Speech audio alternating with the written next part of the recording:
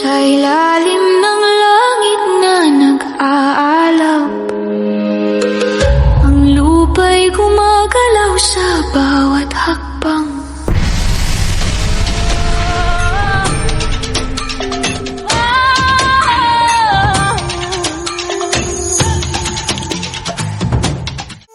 Magandang araw sa inyong lahat.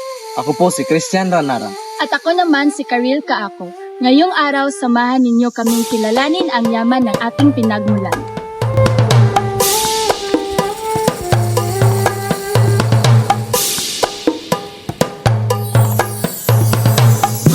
Ang Pilipinas ay tahanan na mahigit 100 grupong etno-linguistiko. Ang bawat isa ay may kwento. Ang bawat isa ay may boses na dapat pakinggan.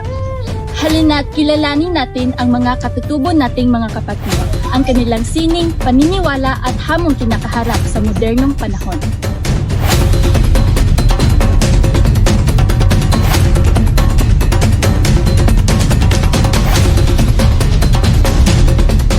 Sa bawat sulok ng ating kapuluan, mula sa naglalakihang bundok ng Luzon hanggang sa malawak na kapatagan ng dalampasigan ng Mindanao, nananahan ang tunay na kaluluwa ng Pilipinas.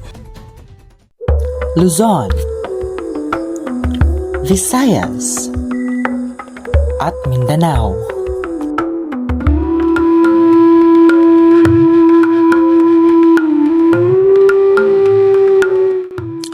Ang kanilang buhay ay nakatali sa lupa at ilog. Para sa kanila, ang kalikasan ay hindi lamang pinagkukunan ng pagkain, kundi isang banal na regalo mula sa mga anito at may likha.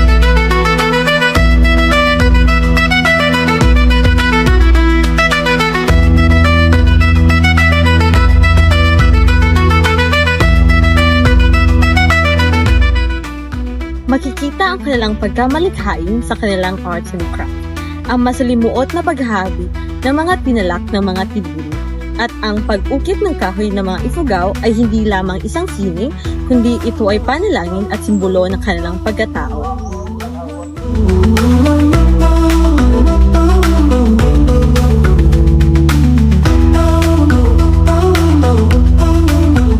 Pagdating naman sa teknolohiya, huwag nating kalilimutan na ang ating mga katutubo ay henyo ng enhenyeriya.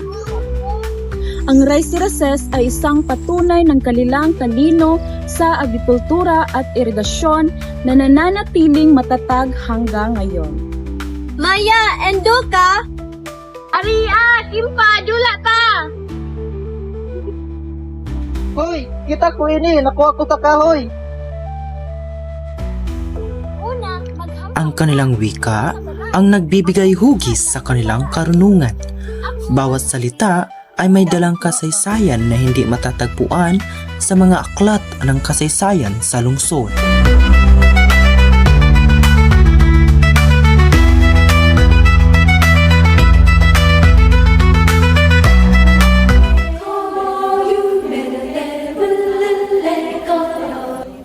Ngunit sa kabila ng yaman ng kanilang kultura, dumaranas ang ating mga katutubo ng matitinding hamon.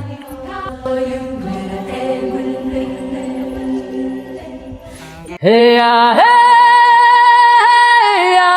hey heya hey ho. Marami sa kanila ang nakaranas ng social challenges o diskriminasyon sa ating lipunan. Madalas hindi sila bibigyan ng sapat na boses sa usaping pampubliko. Bakit nga ba mahalaga ang kulturang preserbasyon? Dahil ang pagkawala ng katutubong kultura ay ang pagkawala rin ng bahagi ng pagiging Pilipino nating lahat.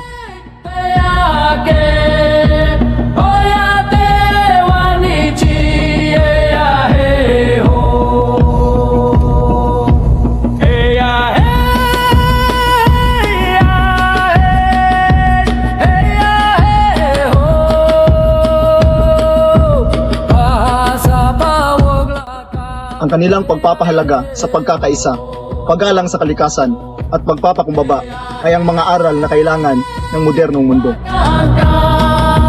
Bita kuye oya sing hey ya hey.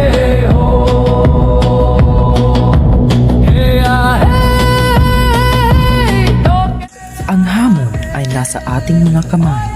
Suportahan natin ang kanilang mga produkto. Igalang ang kanilang lupa at kilalanin ang kanilang kwento. Dahil sa pagkakaisa, walang kulturang maiiwan.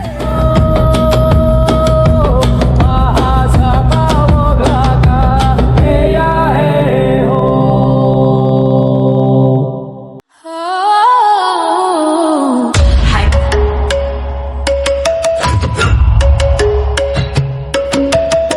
sa ilalim ng langit na nag-aalaw, lakas ng kalikasan, lakas din natin, kahit bumagsak, babangon pa rin. Para sa lahi, para sa kultura, Lupa, para sa bukas. kakampi ang bayan. Ang pagprotekta sa kanilang karapatan at pagkilala sa kanilang dignidad ay hindi lamang tungkol sa kanila. Ito ay tungkol sa atin.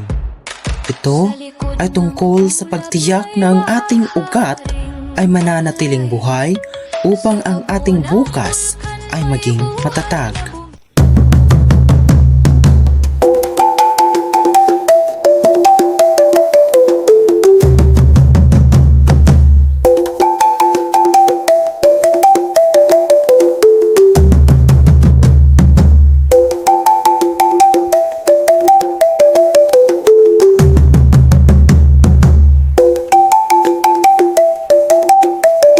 Ang mga katutubong Pilipino, ang ating dangal, ang ating kayamanan.